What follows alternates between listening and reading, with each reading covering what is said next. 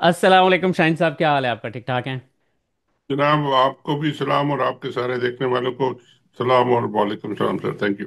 Sir, रात खान साहब की कुछ स्टेटमेंट्स आई हैं बड़ी इंपॉर्टेंट। और फिर उसके बाद आपको पता चला है कि नवाज शरीफ साहब भी आज लंदन रवाना देख हो रहे हैं, गए, भाग आपने भाग बहुत भी है, अरसा कोई कह पहले। रहा है भाग भी है, कोई कह रहा है चले गए, कोई कह रहा है इलाज करने गए, कोई कह रहा है जेनीवा गए बैंक देखने को। हम्म। 100 हाँ। आदमी, 100 जितने उनके मुंह। उनके उनके हवाले से बात करेंगे, क्योंकि उनके हवाले से ये भी बड़े रिलायबल जर्नलिस्ट हैं असदुल्ला खान साहब, उन्होंने बताया था जी जी। कि उनको किसी से भी मिलने की इजाज़त नहीं है। तो इजाजत ऑब्वियसली नहीं थी। उनको इजाज़त। बेटी और भाई से मिलने की इजाजत नहीं, तो यार हाँ, ये को पावर में होता है इस तरह का बंदा कोई? ये तो बिल्कुल जेल में बिल्कुल होता बिल्कुल। है। सर, अच्छा, सबसे पहले ना मैं आपको एक बात बताऊं कि ये एक ना ऑर्गेनिक मुहिम स्टार्ट हुई है सोशल मीडिया के ऊपर, मिशन नूर के नाम से। मिशन नूर, हाँ हाँ जी, वो तो हर ठीक है जगह जी। चर्चे चर्चे अब उस पर आप चर्चे हैं अंदाज़ा जी। करें सर, देखें जो पीटीआई के जो सपोर्टर्स हैं वो इतने ज़्यादा फ्रस्ट्रेटेड थे, क्योंकि जो पार्टी तो कुछ कर नहीं रही है, लोग बैठे तमाशा देख रहे हैं, क्योंकि लोगों को लीडरशिप चाहिए होती है ना, रास्ता दिखाने वाला कोई बंदा होना चाहिए, वो बिल्कुल। उनको नज़र नहीं आ रहा है। तो लोगों ने अब खुद ब खुद रिस्पॉन्सिबिलिटी लेना स्टार्ट कर दी। अब आप अंदाज़ा करें, अहमद अली खान साहब हैं, उन्होंने एक वीडियो बनाई सर, और इसके हवाले से कि यार आप ऐसा करें, 20 सितंबर को रात 9 बजे ना बस अपने छत के ऊपर चले जाएं और वहां पर जाके अजान दे दें। अजान दे, वाह वाह वाह। उसके बाद आप देखें कि सोशल मीडिया के ऊपर, अगर आप टिकटॉक के ऊपर चले जाए ना, अहमद अली खान साहब ने कुछ भी नहीं कहा किसी को कि यार आके मेरी मदद करो या इसको स्प्रेड करो या अच्छा। कुछ करो। मिलियंस ऑफ जो है ना, आपको वहां पे व्यूज, हजारों वाह। लोग वीडियोस बना रहे हैं उसके ऊपर, लोगों को इकट्ठे कर रहे हैं। और अब हुआ क्या, इसके बाद से जो है ना, वो दूसरी तरफ हमारी जो टाउट्स हैं वो तो पैनिक हैं, वो तो गालियां दे रहे हैं, पता नहीं उनका बस नहीं चल रहा है, वो फतवे लगवाने की कोशिश कर रहे हैं कि ये अजान उनको बेसिकली। अजान पे फतवा क्या लगाएंगे? अब वो कह रहे हैं कि ये हमें जो है काफिर हुक्मरान कह रहे हैं बेसिकली वो।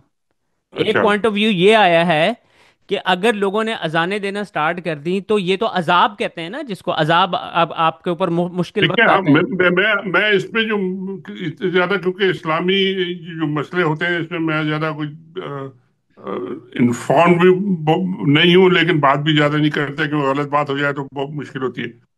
लेकिन ये जो अजानों का जो मसला है ना, जो मेरी समझ में ये लिखा हुआ है कहीं ना कहीं किताबों में आपकी, कि जी अगर आपको लग रहा है कि जी बहुत बड़ा आपके ऊपर अजान आ गया है, पूरी कौम पे अजान आ गया है, तो फिर सब लोग जाएं और जाके अपने अपने घरों में अजानें दें, और उससे आपको निजात मिलेगी या फायदा होगा। जो ये उसी का एक कॉन्सेप्ट है, और ये बड़ा जबरदस्त इन्होंने निकाला है, और बड़ा इजी है कि कोई करने की जरूरत नहीं है। आप जाके अपने खड़े होके 2 मिनट आपने, 1 मिनट आपने अजान दी और उसको रिकॉर्ड करके आप चला दें। जाहिर है आपके घर के अजान कौन सुनेगा? घर वाले ही सुनेंगे आपके, या मोहल्ले वाले एक आध सुन लेगा। लेकिन जो चलेगा वो जब वो मीडिया पे और जब उस पे, बल्कि मैं तो ये कहता हूँ कि इसको एक एक सीरीज होनी चाहिए।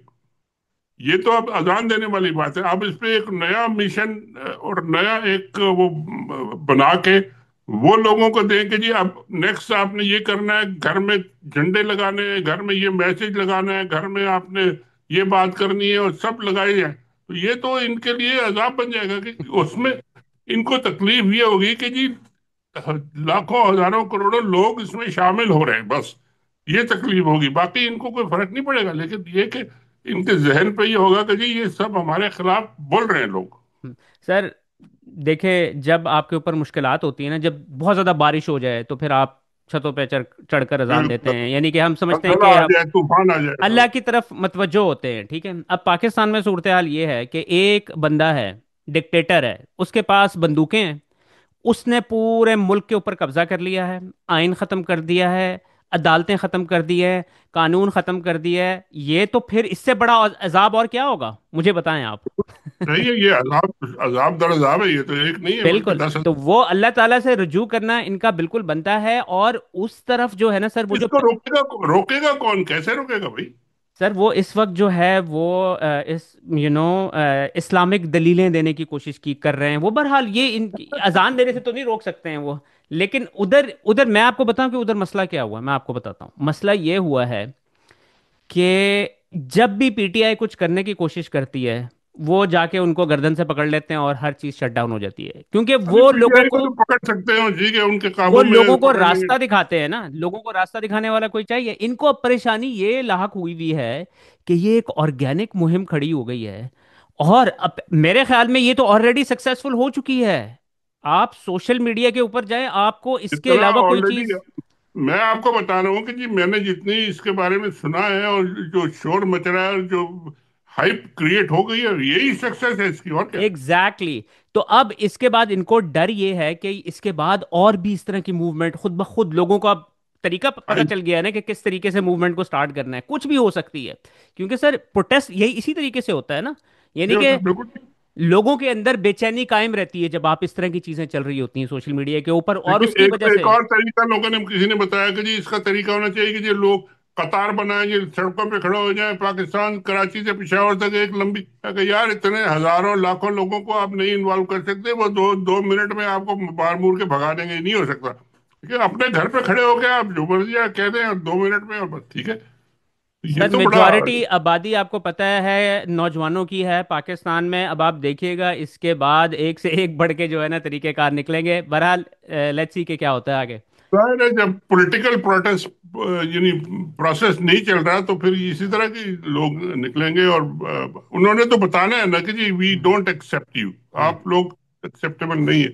अब जिस हम्म। तरीके से भी वो बताते हैं, ये एक बहुत जबरदस्त तरीका है, बड़ा अच्छा आइडिया, हाँ, ये नहीं बिल्कुल। कि अब वो अहमद अली खान साहब ने इनिशिएट लिया है, उन्होंने तो सिर्फ एक वीडियो डाली है ना। वो कौन सा कि या इस चीज को कोई प्लान आउट कर रहे हैं या कुछ कर रहे हैं या कुछ उन्होंने कोई ऑर्गेनाइजेशन बनाई हुई है। उन्होंने तो वीडियो बनाई लगा दी, और लोग अब उसके ऊपर खुद ब खुद एक्शन ले रहे हैं, अपनी वीडियो बना रहे हैं, अपनी फैमिलीज को इनकरेज कर रहे हैं इसको लोगों करने को के लिए। इन्वॉल्व करने का आम मैस मूवमेंट, ग्रास रूट, इसे कहते हैं grass root protest, grass root movement, वो तो ऐसे ही होती है, इसी तरह होता है।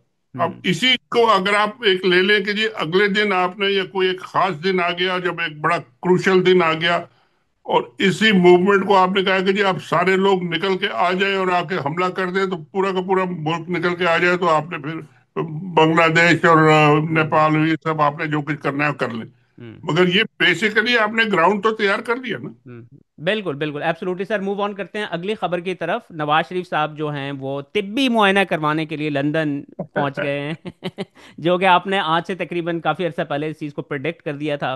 और फिर उसके बाद जो है ये असदुल्ला खान साहब की स्टेटमेंट भी आपने देखी थी कहते हैं नून लीग के एक सीनियर तरीन रहनुमा के मुताबिक नवाज शरीफ की जितनी भी मुलाकातें हुई हैं वो इजाज़त के बगैर नहीं होती।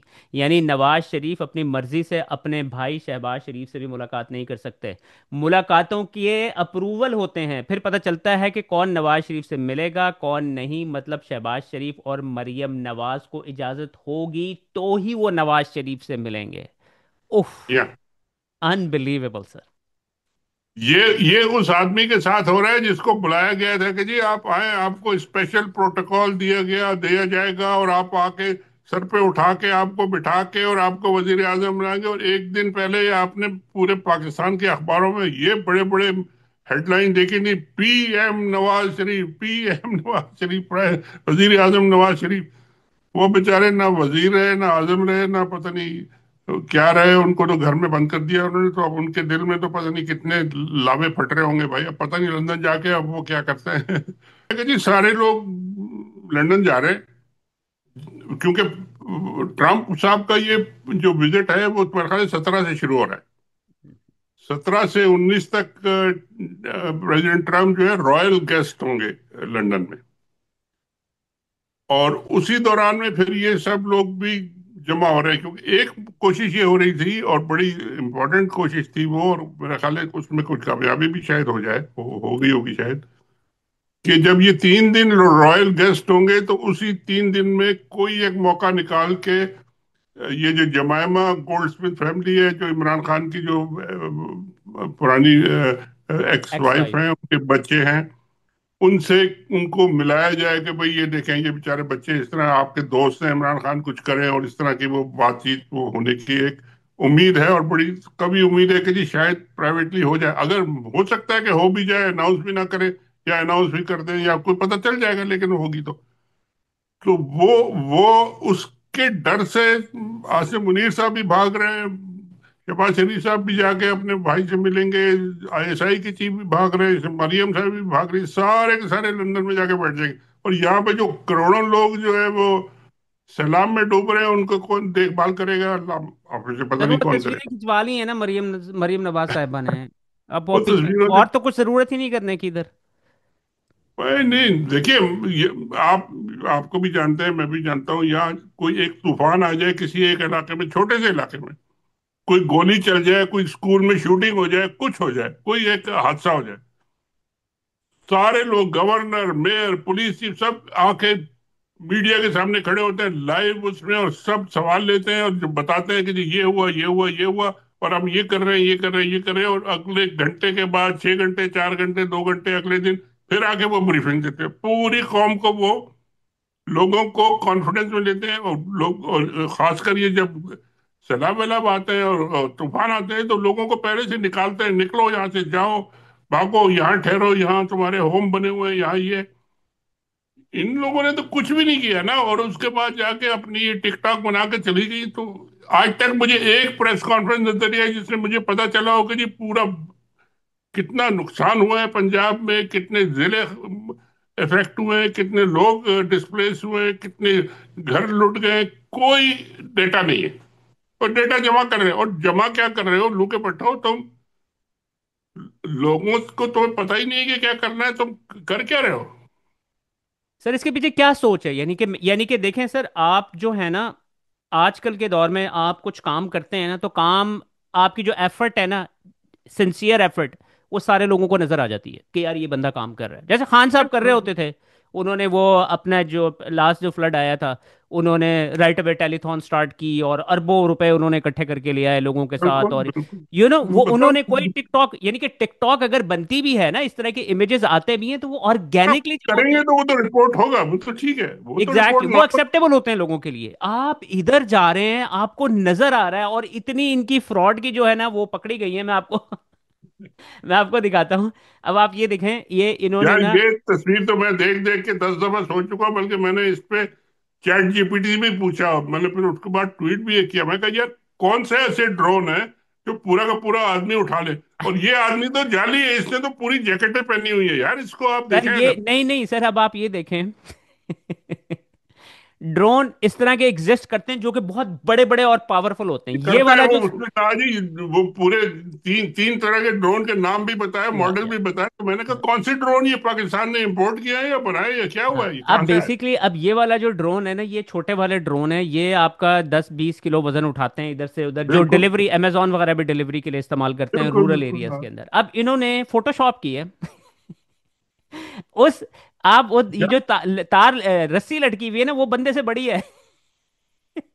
रस्सी बंदे से बड़ी है, उसकी जो जैकेट, वो पूरी लाइफ जैकेट पहने हुए, गर्दन में लगाए हुए, वो तो डूबने वाला है ही नहीं, उसको सर को वो आप ये को यानी कि गाँव। ये किसी बच्चे से भी पूछ लेना, वो भी बता देगा कि ये फोटोशॉप किया हुआ है। और इस इमेज को मरियम नवाज ने अपने अकाउंट से शेयर किया है। उसके बाद तस्वीर आप, भी लगी, ऊपर तस्वीर भी लगी है, और नवाज शरीफ की तस्वीर लगी है। सर उन्होंने ऑफिशियल अकाउंट से अपने ट्वीट की है, मरियम नवाज की एग्जिस्ट करती है।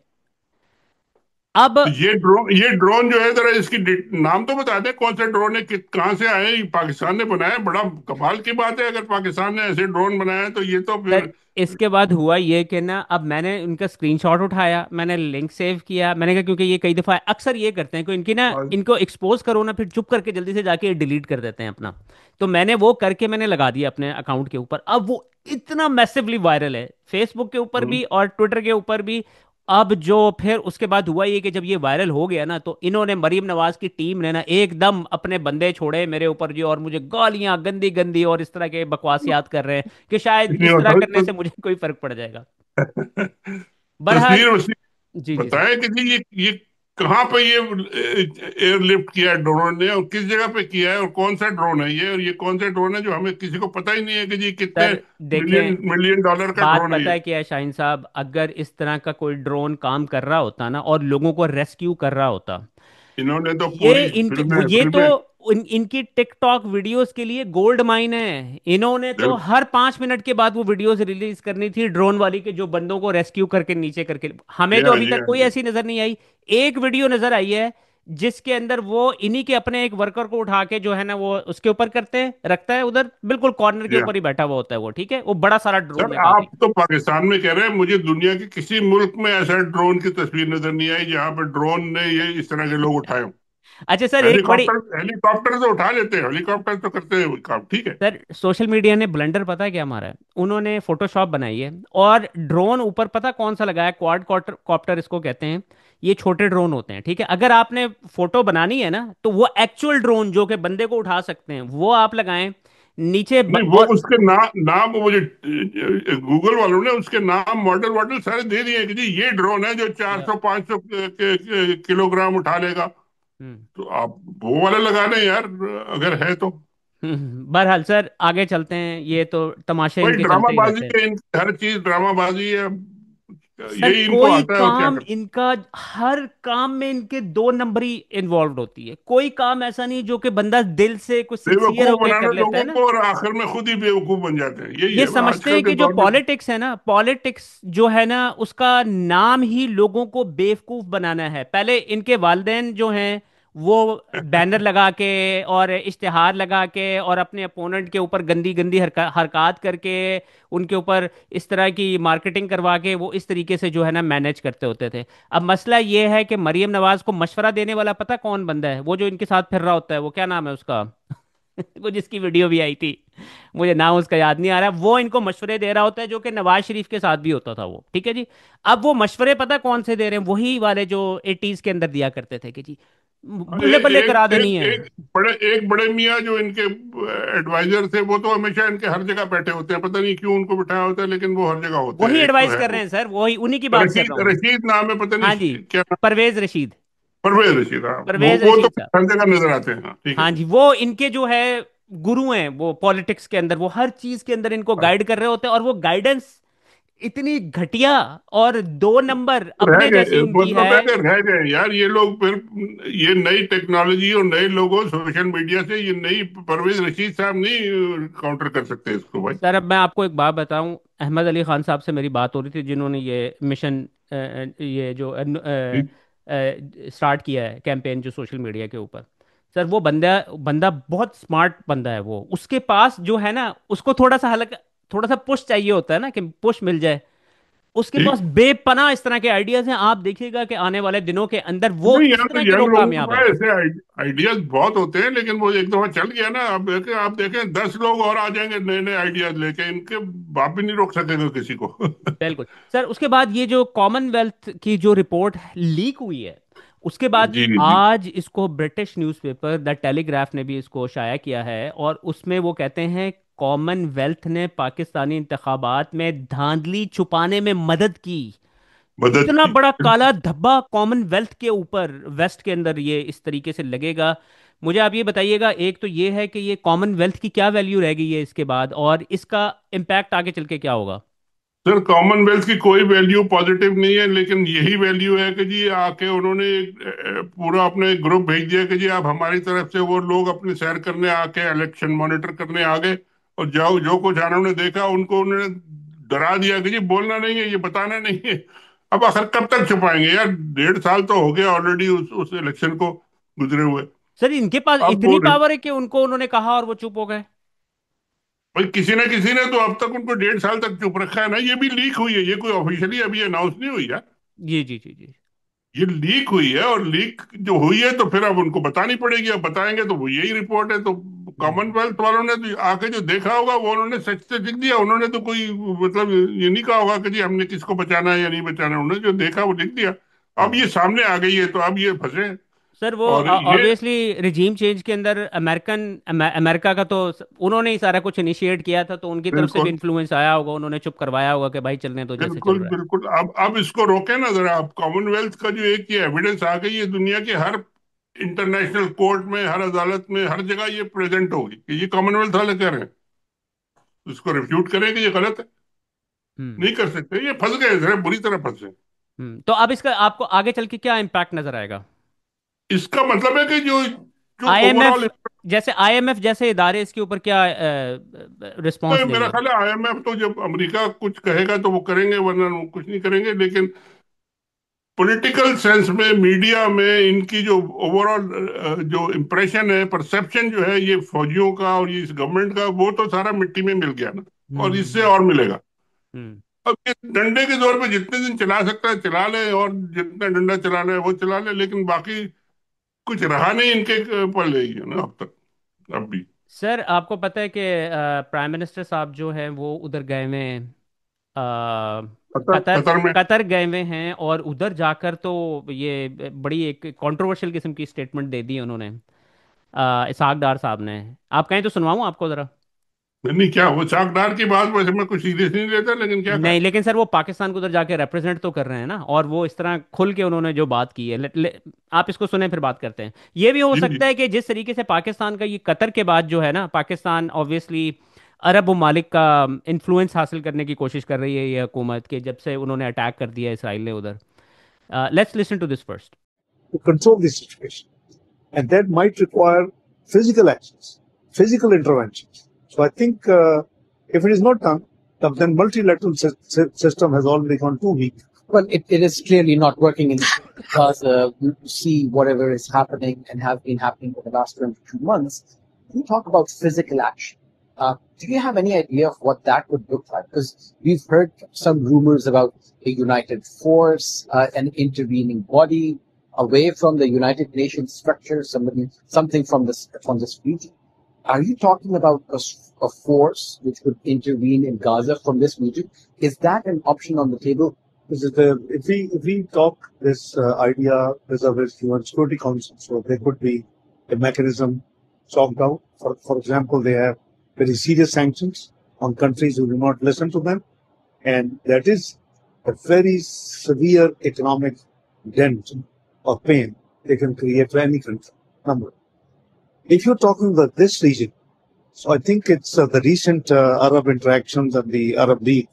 I think they've already talked on these lines, some sort of combined security force type.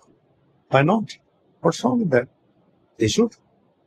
And according to their own capacity, on strength, they should create some mechanism, not for aggression purpose, but for peaceful purpose, for stopping the aggressor, for stopping the occupier, for stopping, somebody who just doesn't listen. And where does a nuclear-powered Pakistan stand? Nuclear-powered Pakistan obviously would stand as member of the Ummah, will discharge his duty. What does that mean? It means we ourselves believe that this is a deterrence which we never intend to use. We never use it. We have no intention to using it. It is only a deterrence. So, but Pakistan is having a very large, known, very effective army, very effective air force, very effective navy. I mean, many times bigger than Pakistan in terms of conventional weapons. So the both are nuclear is equal, no matter how small country or how big country you are. So we proved that.